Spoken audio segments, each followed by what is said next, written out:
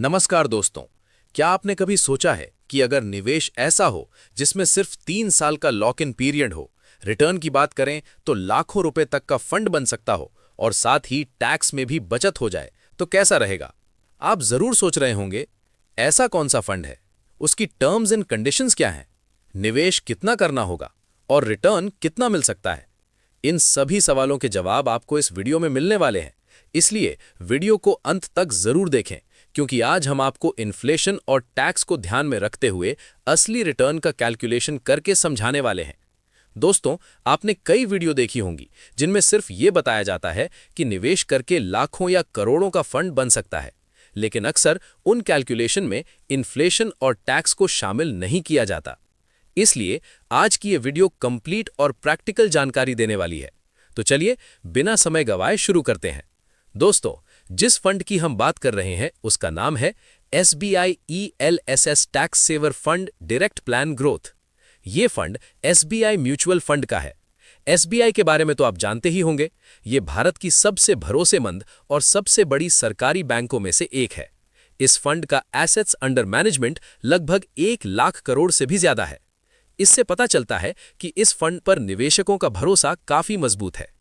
Fund की performance, अगर इसके पिछले रिटर्न की बात करें तो पिछले 1 साल में लगभग 12.11% रिटर्न, पिछले 3 साल में लगभग 24.50% रिटर्न, पिछले 5 साल में लगभग 20.06% रिटर्न और ऑल टाइम एवरेज रिटर्न लगभग 18.18% रहा है।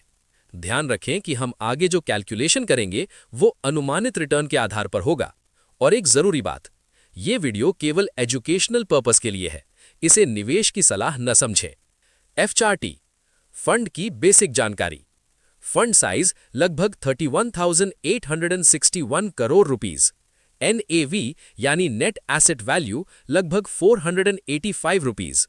NAV का मतलब होता है म्यूचुअल फंड की एक यूनिट की कीमत, जो मार्केट के हिसाब से रोज बदलती रहती है। इस फंड का एक्सपेंस रेशियो लगभग 0.88% है। ये वो छोटी फीस होती है जो फंड हाउस आपके निवेश को मैनेज करने के लिए लेता है। रिस्क और परफॉर्मेंस एनालिसिस, अल्फा रेशियो 7.08। इसका मतलब है कि इस फंड ने अपने बेंचमार्क से लगभग 7% ज्यादा रिटर्न दिया है। Beta ratio 0.96। इसका मतलब यह है कि यह फंड मार्केट के मुकाबले थोड़ा कम वॉलेटाइल है। HODLI and NG sector analysis, ये फंड लगभग 75 कंपनियों में निवेश करता है। मुख्य sector financial sector 36.31%, energy and utilities 13.69%, technology 13.04%, materials 11.79%।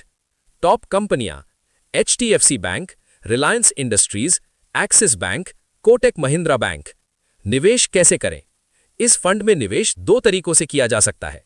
1. SIP systematic investment plan 500 rupees per month से शुरू कर सकते हैं।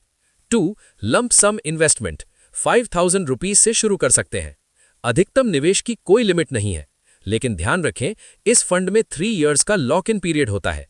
निवेश करने के लिए आपको डीमैट अकाउंट की जरूरत नहीं होती। आप SBI YONO app, Paytm, angel one या किसी भी म्यूचुअल फंड ऐप से निवेश कर सकते हैं। टैक्स कैसे लगता है?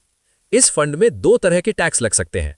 1. STCG short term capital gain, अगर आप 1 साल से पहले पैसा निकालते हैं तो लाभ पर लगभग 20% टैक्स लगता है। 2. LTCG long term capital gain, अगर आप 1 साल के बाद पैसा निकालते हैं तो लाभ पर लगभग 12.5% टैक्स लगता है। लेकिन अगर साल भर में आपका कुल लाभ 1,50,000 रुपए से कम है तो LTCG टैक्स नहीं देना पड़ता। कैलकुलेशन, मान लीजिए आप हर महीने 5,000 रुपीज की SIP करते हैं। 3 साल में आपकी कुल जमा राशि होगी 1,80,000 रुपीज। अगर औसतन 10.27% रिटर्न मिलता है तो 3 साल बाद ये राशि लगभग 2,10,123 रुपीज हो सकती है। अगर आप इस निवेश को 10 इयर्स तक जारी रखते हैं तो इसकी वैल्यू लगभग 5,65,000 रुपीज तक पहुंच सकती है। 20 इयर्स में ये लगभग 14,92,000 रुपीज हो सकती है और 30 इयर्स में ये लगभग 39,78,000 रुपीज तक पहुंच सकती है। इन्फ्लेशन का असर, अगर हम इन्फ्लेशन को नजरअंदाज करें तो यही रकम 1,65,00,000 तक दिखाई दे सकती है। लेकिन असलियत यह है कि समय के साथ पैसों की वैल्यू कम होती जाती है। उदाहरण के लिए 1990 में सोने की कीमत लगभग 3,200 रुपीस पर 10 ग्राम्स थी, जबकि आज इसकी कीमत लगभग 1,50,000 रुपीस पर 10 ग्राम्स के आसपास है। इसका मतलब सिर्फ सोना महंगा नहीं हुआ है, बल्कि पैसों की खरीदने की ताकत भी कम हुई है। जरूरी बात, ध्यान रखें, दिखाए गए सभी रिटर्न अनुमानित हैं, ये फिक्स नहीं होते।